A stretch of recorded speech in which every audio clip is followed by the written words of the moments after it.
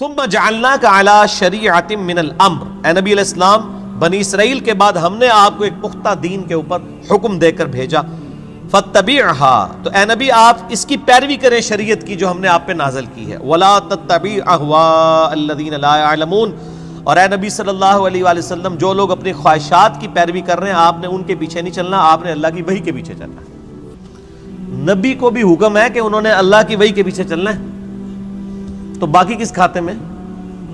قرآن میں 3 دفعہ یہ آیت آئی ہے،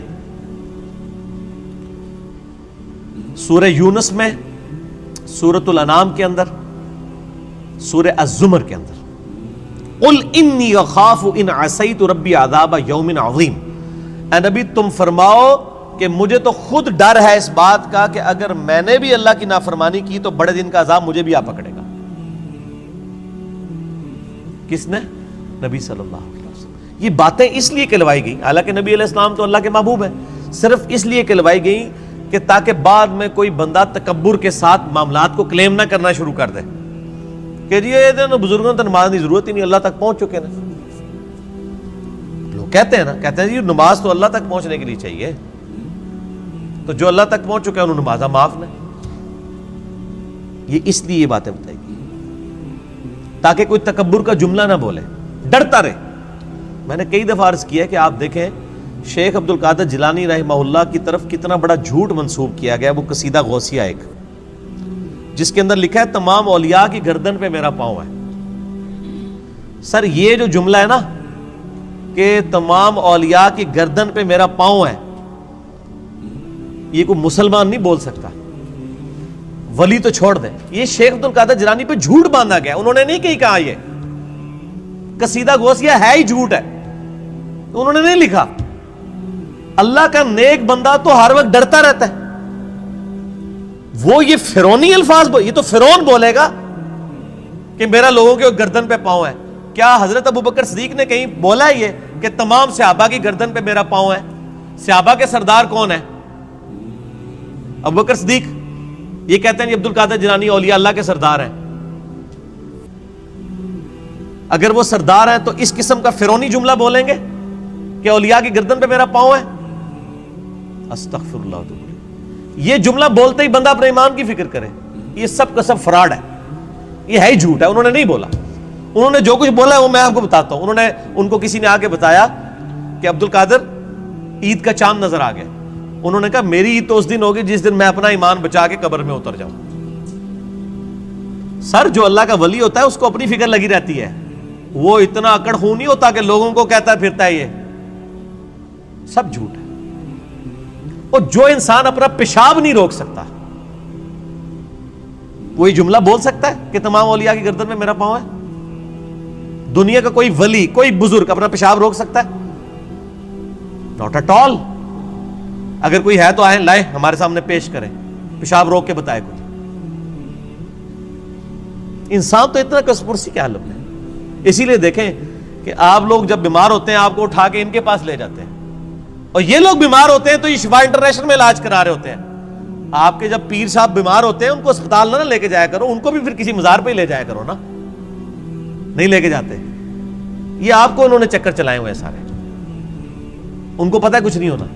میں تو جتنے بڑے بڑے ادھر دیکھتا ہوں نا، سب کے آپریشن ہاسپٹلس میں ہو رہے ہوتے ہیں، اور عام ہاسپٹل میں نہیں، آغا خان ہاسپٹل میں، شفا انٹرنیشنل میں، جدھر ہم لوگ تو ایک دن کی فیس نہیں دے سکتے۔ تو سر یہ تو بزرگ ہیں نا، یہ کیوں اسپتالوں میں علاج کراتے ہیں؟ یہ تو لوگوں کو پھوکے مار کے صحیح کر رہے ہوتے ہیں، اپنے آپ کو بھی ٹھیک کریں۔ اپنا پیشاب بند ہوتا ہے، اپنے گردے خراب ہوتے ہیں تو ٹھیک کریں نا پھوک مار کے۔ ڈاکٹروں کے پاس کیوں جاتے ہیں؟ پھر تو اس کا مطلب یہ کہ ڈاکٹر ان سے بڑے بزرگ ہیں نا، جو بزرگوں کو بھی ٹھیک کر رہے ہیں۔ ٹھیک ہو گیا؟ وہ سب اللہ کے بندو گیم چلائی ہوئی ہے۔ اللہ سے مانگے، اسباب اختیار کریں۔ دوائی کرنا سنت ہے اور دوائی پہ یقین نہ رکھنا فرض ہے۔ اسباب آپ نے اختیار کرنے ہیں۔ پانی کے بغیر پیاس نہیں بجھے گی، یہ سبب ہے، لیکن پانی پینے کے بعد بھی کوئی گارنٹی نہیں کسی کی پیاس بجھ جائے۔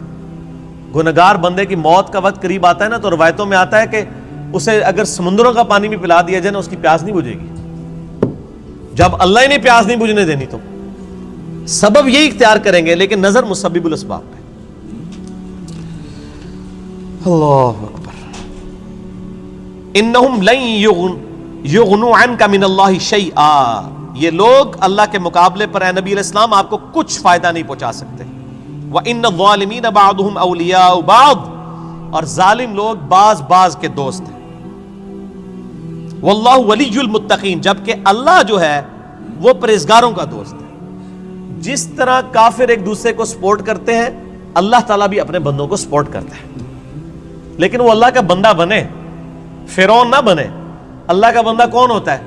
جو لوگوں کو اللہ کے ساتھ جوڑتا ہے، جو اپنے ساتھ جوڑے، اپنی عبادت کروائے، اپنے سامنے جھکوائے، اپنے پاؤں چموائے. وہ تو اپنی عزت کروا رہا ہے. ترمذی میں حدیث ہے، انس بن مالک کہتے ہیں کہ نبی علیہ السلام کے استقبال میں ہم کھڑے نہیں ہوتے تھے، کیونکہ آپ نے منع کیا تھا. اب ہم اس کو برا سمجھتے تھے. ہزاروں صحابہ کی موجودگی میں نبی علیہ السلام تشریف لاتے تھے، آپ کے استقبال میں کوئی نہیں کھڑا ہوتا تھا.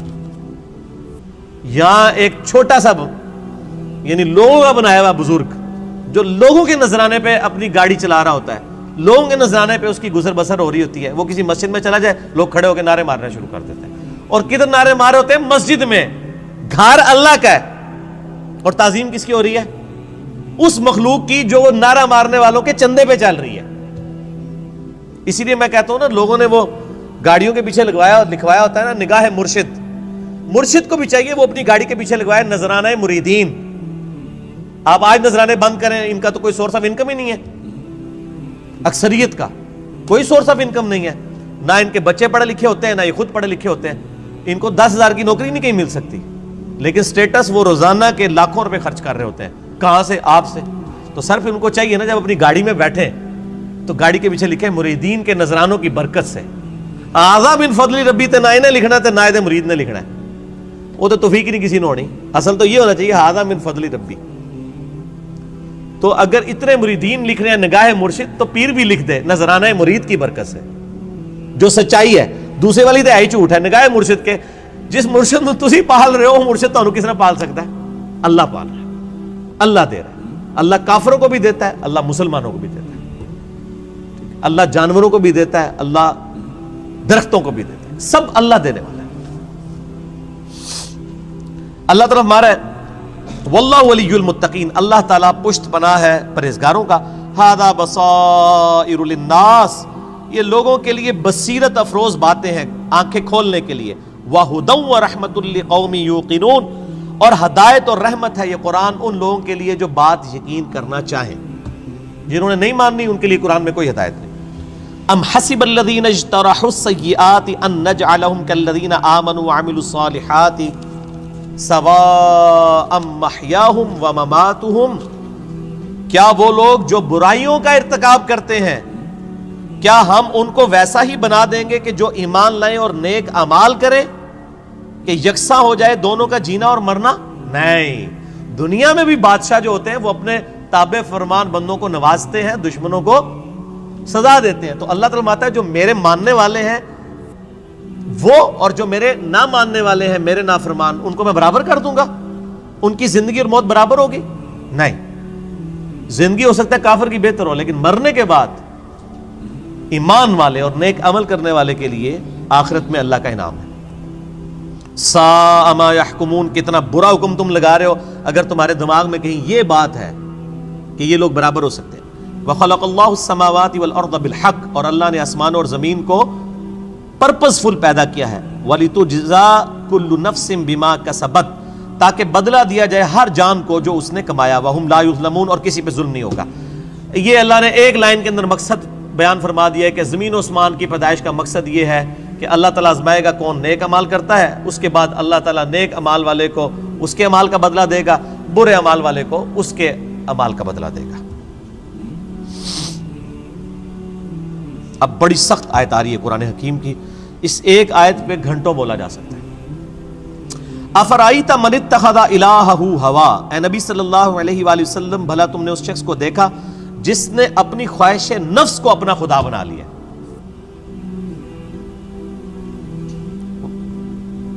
وَأَضَلَّهُ اللَّهُ عَلَىٰ عِلْمٍ، اور اللہ نے اس کے علم کے باوجود اسے گمراہ کر دیا.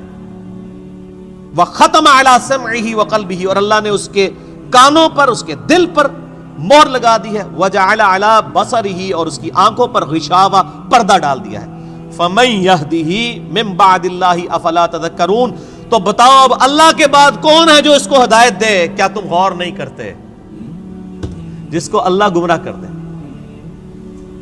من یہدہ اللہ فلا مضل لہ، جسے اللہ ہدایت دے اسے گمراہ نہیں کر سکتا، ومن یضلل فلا ہادی لہ، اور جسے اللہ گمراہ کر دے اسے کوئی ہدایت نہیں دے سکتا۔ تو اللہ تعالیٰ فرما رہا ہے کہ ایسا شخص جو اپنی خواہش نفس کی پیروی کرتا ہے، تو اگرچہ اس کے پاس علم بھی ہوتا ہے پھر بھی وہ بہرا، اندھا اور گونگا ہو جاتا ہے، حق بات قبول نہیں کرتا، کیونکہ اللہ اسے گمراہ رہنے دیتا ہے کہ اس کے پاس علم تھا، اس کے باوجود اس نے اس علم کا فائدہ نہیں اٹھایا۔ ایک بندے کے پاس علم ہے کہ اگر میں بلڈنگ کے 10ویں فلور سے باہر چھلانگ لگاؤں تو مر جاؤں گا، یہ پتا ہے ایک بندے کو، وہ پھر بھی چھلانگ لگا دیتا ہے، تو پھر کیا ہوگا؟ مر جائے گا۔ یہی حال اس شخص کا ہے کہ جس کو قرآن و سنت کا علم دیا گیا لیکن اس پہ عمل نہیں وہ کر رہا، اسے ہم کہتے ہیں قرآن میں لکھا ہے ایاک نعبد و ایاک نستعین، صرف اللہ ہی کو پکار، وہ کہتا ہے نہیں، میرے بابے کہتے ہیں بابوں کو پکارو۔ اب علم تھا اس کے پاس، گمراہ ہو گیا، اللہ کی بات نہیں مانی۔ ایک بندے کو بتایا بھی بخاری مسلم میں نماز کا طریقہ رکوع میں جاتے وقت اور رکوع سے اٹھتے وقت رفع الیدین کے ساتھ لکھا ہے، نہیں مانا۔ ایک بندے کو بتایا کہ تم ہر مہینے 11ویں دیتے ہو، جبکہ 11ویں والے پیر کی جو اپنی کتاب ہے غنیت الطالبین، اس میں نماز کا طریقہ وہی لکھا ہے جو بخاری مسلم میں لکھا ہوا ہے، وہ کہتا ہے میں نے رفع الیدین نہیں کرنا۔ تو ضد کا تو کوئی علاج نہیں ہے۔ یہ وہ لوگ ہوتے ہیں جو علم کے باوجود گمراہ ہو جاتے ہیں۔ علم ہے، اسی لیے ہم اکثر وہ لوگ کہتے ہیں وہ ایڈے بڑے وہ مولویوں کو نہیں پتہ لگا، وہ پاگل نے، تو ہمیں پتہ سمجھ آ گیا۔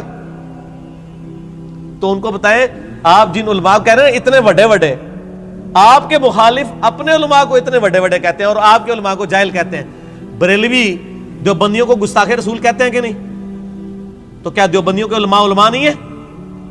اور دیوبندی بریلویوں کے علماء کو مشرک کہتے ہیں کہ نہیں؟ تو کیا بریلویوں کے علماء علماء نہیں ہیں؟ سنی شیعہ کے علماء کو، شیعہ سنیوں کے علماء کو، اہل حدیث ان کو، یہ سارے اہل حدیث کو گمراہ کہتے ہیں کہ نہیں؟ ہم کہتے ہیں شاید ساری صحیح کہہ رہے ہو، لگ ایسا ہی رہا ہے کہ آپ اپنے آپ کو کتاب و سنت کے سامنے پیش کرنے کے لیے تیار ہی نہیں ہو۔ اگر کسی کو بات پتہ چلے وہ اللہ کا شکر ادا کرے، جی میرے تک بات پہنچ گئی، مجھے اس سے کوئی غرض نہیں ہے کہ دنیا کیا کر رہی ہے، مجھے صرف اس چیز سے غرض ہے کہ میرے نبی نے کیا مجھے حکم دیا ہے صلی اللہ علیہ وآلہ وسلم۔ اور نبی جو امت کو دے کے گئے ہیں کوئی بابا نہیں دے کے گئے۔ حجۃ الوداع کے موقع پہ کیا فرمایا؟ میں اپنے بعد تم میں 2 چیزیں چھوڑ کے جا رہا ہوں، کیا 2 بابے، 2 مولوی، 2 شیخ القرآن، 2 بزرگ، 2 صوفی؟ نہیں، کہا اللہ کی کتاب، اس کے نبی کی سنت، اس کو پکڑو گے ہدایت پہ رہو گے، اس کو چھوڑ دو گے گمراہ ہو جاؤ گے۔ تو دین تو یہ ہے۔ ایک بندہ آپ کو قرآن سکھا تو رہا ہے لیکن خود قرآن پہ عمل نہیں کر رہا، تو اس کا قرآن کا سکھانا کیا ہے؟ میں آپ کو کلمہ پڑھا کے مسلمان کر دوں، جب آپ مسلمان ہو اور میں آپ کو بتاؤں کہ یہ اللہ کی کتاب ہے، آپ کتاب کھول کے مجھے کہیں گے آپ نے مجھے مسلمان تو کیا ہے لیکن اس کتاب میں جو کچھ لکھا آپ تو اس پہ عمل ہی نہیں کر رہے، تو آپ اس کو کیا یہ کہیں گے کہ میں تمہیں کلمہ پڑھایا اس واسطے میں جو کہوں گا وہی صحیح ہے، یہ کہیں گے یا قرآن کو مانیں گے؟ کلمہ پڑھانا تو اپنی جگہ ہے، بخاری مسلم حدیث ہے اللہ تعالیٰ فاسق سے، بدکار شخص سے بھی دین کا کام لے سکتا ہے۔ اگر کسی نے کسی کو کلمہ پڑھایا یہ اس کی بزرگی کی دلیل نہیں ہے۔ اگر کوئی کہتا ہے آج ڈاکٹر ذاکر نائک نے ہزاروں لوگوں کو کلمہ پڑھایا ہے، بریلوی دیوبندی اس کو بزرگ کیوں نہیں مان لیتے؟ پھر تسی بھی جھوٹ مارنے بند کر دو، 90 لاکھ نو کلمہ پڑھایا ہے، ادو تو 90 لاکھ بادی کوئی نہیں سی۔ اگر آپ نے کلمہ پڑھانے کو کسی کی بزرگی ماننا ہے تو ڈاکٹر ذاکر نائک نے ہزاروں لوگوں کو کلمہ پڑھایا ہے نا، تو کیا بریلوی دیوبندی اور شیعہ مان لیں گے اسے بزرگ؟ تو سر بریلوی دیوبندی اگر اپنے بابوں کو کہتے ہیں اتنوں کو کلمہ پڑھایا تھے، تسی بھی اپنے بوجھے چ رکھو، پھر وہ کہنے کے نہیں جی کلمہ پڑھانے والا کیا ہوتا ہے تے وہ بد عقیدہ ہے نا، تو سر تسی بھی تواڈے کلمہ پڑھانے والا کیا ہوتا ہے، تواڈے بھی اگر بد عقیدہ نے تو کوئی فرق نہیں پڑتا۔ فرق کس سے پڑتا ہے؟ قرآن و سنت سے۔ اللہ کے نبی کے قدموں تک پہنچو، کسی بابے کے قدموں تک نہیں۔ اس لیے فرمایا تم میں 2 چیزیں چھوڑ کے جا رہا ہوں، اللہ کی کتاب، اس کے نبی کی سنت، قیامت تک کے لیے 2 چیزیں، جو اس پہ عمل کرے گا ہمارے سر کا تاج ہے، اور جو عمل نہیں کرتا گستاخ رسول ہے۔ اصل میں گستاخ وہ ہے۔ ٹھیک ہو گیا جی، آگے چلیں۔ اللہ تعالیٰ فرماتا ہے وَقَالُوا مَا هِيَ إِلَّا حَيَاتُنَا الدُّنْيَا، اور یہ لوگ تو کافر کہتے ہیں کہ بس دنیا کی زندگی ہے، نموت وَنَحْيَا، ہم اسی میں مرتے ہیں اور جیتے ہیں، وَمَا يُهْلِكُنَا إِلَّا الدَّهْرُ، اور ہمیں جو ہلاک کرتا ہے نا وہ زمانے کی گردش کرتی ہے، یعنی جب ٹائم پورا ہوتا ہے تو ہم مر جاتے ہیں۔ کوئی یہ زندگی موت کا نظام کسی خدا نے کنٹرول نہیں کیا ہوا، نہ قیامت قائم ہونی ہے، نعوذ باللہ۔ وَمَا لَهُم بِذَلِكَ مِنْ عِلْمٍ، حالانکہ ان کے پاس علم کی رتی بھی نہیں ہے۔ اگر ان کے پاس علم ہوتا تو ان کو پتا چلتا یہ نظام کسی کے بنانے سے بنایا گیا ہے۔ اِنْهُمْ إِلَّا يَظُنُّونَ، بس یہ اٹکل پچو چلا رہے ہیں۔ وَإِذَا تُتْلَىٰ عَلَيْهِمْ آيَاتُنَا، جب ان پہ ہماری آیات پڑھی جاتی ہیں، بینات، روشن آیات، مَا كَانَ حُجَّتُهُمْ، تو یہ کوئی اور حجت نہیں کرتے سوائے ایک حجت کے، إِلَّا أَنْ قَالُوا ائْتُوا بِآبَائِنَا إِن كُنتُمْ صَادِقِينَ، یہ کہتے ہیں اگر تم سچے ہو تو ہمارے مرے ہوئے باپ دادا کو زندہ کر کے لے آؤ۔ ہمارے باپ دادا قبروں سے نکل کے یہ بات ہمیں کہیں کہ نبی اللہ کا نبی ہے، تب مانیں گے، قرآن کو ہم نے نہیں ماننا۔ یہ کافروں کی دلیل تھی، اور یہ ساری کافروں والی روش آج بھی جاری ہے۔ ہم کسی کو بتاتے ہیں نا قرآن میں یہ لکھا ہوا ہے، وہ کہتے ہیں یہ جو قبر میں چلا گیا نا یہ تو کچھ اور بتا کے گیا۔ تو یہ نکل کے اگر ہمیں کہے، دیکھ لو کافر بھی یہی کہہ رہے ہیں تے پائی اور نہ سی انہوں نے قبرہ تو باہر کاٹ سکنے ہیں، اسی تو ہی دسنا ہے جو اللہ نبی دس کے گئے نے قرآن پاک، اور قیامت تک کے لیے محفوظ صرف اللہ کی کتاب ہے، کسی بزرگ کی تعلیمات بھی محفوظ نہیں ہے۔ اتنے جھوٹ بزرگوں کے اوپر باندھے گئے ہیں، اسی لیے قرآن پاک میں کئی جگہ ہے کہ بزرگ قیامت والے دن خود اپنے ماننے والوں کے دشمن ہو جائیں گے۔ 2.25 ارب عیسائی کہہ رہے ہیں حضرت عیسیٰ اللہ کے بیٹے ہیں، تو حضرت عیسیٰ ان لوگوں کے دشمن بنیں گے کہ نہیں؟ کیونکہ حضرت عیسیٰ کی تو یہ تعلیمات نہیں ہے۔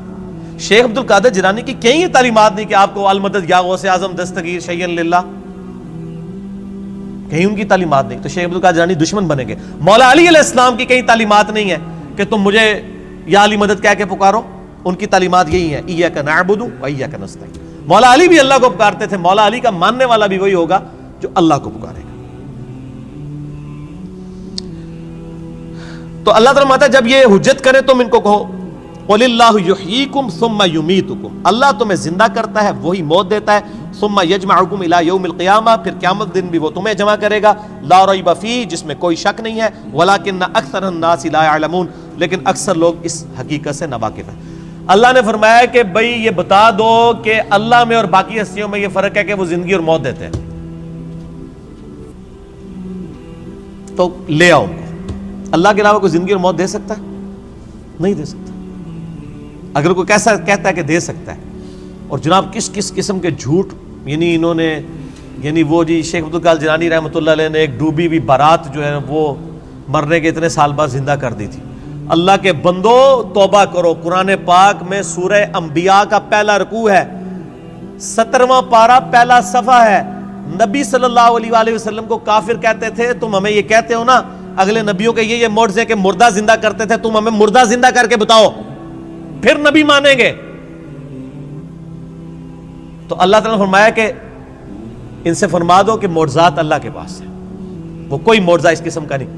نبی صلی اللہ علیہ وسلم نے بھی کوئی مردہ نہیں کبھی زندہ کیا۔ حضرت عیسیٰ علیہ السلام کا قرآن میں ذکر آتا ہے کیونکہ ان کا معجزہ وہ تھا، ہمارے نبی کا معجزہ قرآن ہے، جیسا کہ موسیٰ علیہ السلام کا معجزہ عصا تھا۔ ویسے آپ صلی اللہ علیہ وسلم کے بہت معجزات ہیں بخاری مسلم میں کہ مبارک انگلیوں سے پانی کے چشمے جاری ہو گئے، مبارک دعا سے چاند 2 ٹکڑے ہو گیا، مبارک پسینے سے خوشبو آتی تھی، یہ معجزات ہیں، مردہ زندہ کرنے والا نہیں ہے۔ تو یہ بعد کے لوگوں کے بارے میں آپ کلیم کر رہے ہیں کہ انہوں نے مردے زندہ کیے ہیں؟ آج بھی لیں کسی کو جو کہتا ہے نا مردہ زندہ کر سکتا ہے تو ہم اسے شہید کر دیتے ہیں، اس کی اجازت سے وہ اپنے آپ کو زندہ کر کے بتائے۔ حضرت عیسیٰ نے بھی جو مردے زندہ کیے ہیں نا، وہ یہ نہیں تھے کہ وہ قبر سے نکال کے چلنا پھرنا شروع کر دیتے تھے، صرف اس وقت چونکہ طب بڑے زور پہ تھی، میڈیکل، تو اللہ تعالیٰ نے ان کی میڈیکل کو فیل کیا کہ کوئی ڈاکٹر کسی مردے کو نہیں زندہ کر سکتا۔ اللہ نے آیا ہوں میرا نبی اے جیڑا مردہ زندہ کرے گا، اور وہ صرف اتنا ہوتا تھا، قبر پہ گئے مردے کو زندہ کیا، وہ مردہ کہتا تھا کہ حضرت عیسیٰ اللہ کے نبی، واپس چلا جاتا تھا، بس اس سے زیادہ نہیں تھا زندہ ہوتا نا۔ سورۃ الانبیاء کی آیت نمبر 95 ہے، جو ایک دفعہ دنیا سے چلا گیا وہ واپس نہیں آ سکتا، ناٹ ایٹ آل، گیا۔ دنیا میں واپس نہیں آ سکتا. اگر یہ بات ہوتی تو حضرت فاطمہ روتی روتی فوت کیوں ہوگی 6 مہینے کے اندر کہ میں اپنے باپ کا چہرہ اب دوبارہ نہیں دیکھ سکوں گی. حضرت عائشہ حضور کی لاڈلی ترین بیوی نبی علیہ السلام کی وفات کے بعد 47 سال تک زندہ رہی ہیں, اور کدھر زندہ رہی ہیں؟ اسی قبر والے حجرے کے 7 کمرے میں. میں کہتا ہوں کوئی ایک روایت دکھا دے کہ انہوں نے نبی علیہ السلام کی کبھی زیارت کی ہو قبر کے اوپر. آج لوگ کہتے ہیں ہمارے گھر میں آ جاتے ہیں, کوڑ مارنے چھڑ دو اللہ دے بندے ہو, چوڑ. سب سے زیادہ اگر کوئی حقدار تھا تو حضرت فاطمہ تھی, حضرت عائشہ تھی, مولا علی تھے. ان سے کوئی آپ کو بات نہیں ملے گی. یہ جتنی آپ کو باتیں بتاتے ہیں نا ساری بزرگ بابوں سے بتاتے ہیں, آپ کو حضرت ابوبکر کی کرامت نہیں بتا رہے ہوں گے اس قسم کی, تو کیا ہوتی نہیں ہے کرامت. ہم مانتے ہیں کرامت صرف یہ ہے کہ کسی کی دعا کی برکت سے کچھ ہو جائے, مرضی اللہ کی. کوئی کر کے نہیں دکھا سکتا, کوئی کر کے دکھا سکتا ہے تو میں نے کئی بار چیلنج کیا ہے, کوئی زندہ یا مردہ بزرگ میں اپنا انجینئرنگ کا فارمولہ لکھ کے دیتا ہوں, وہ دیکھ کے پڑھ کے بتا دے.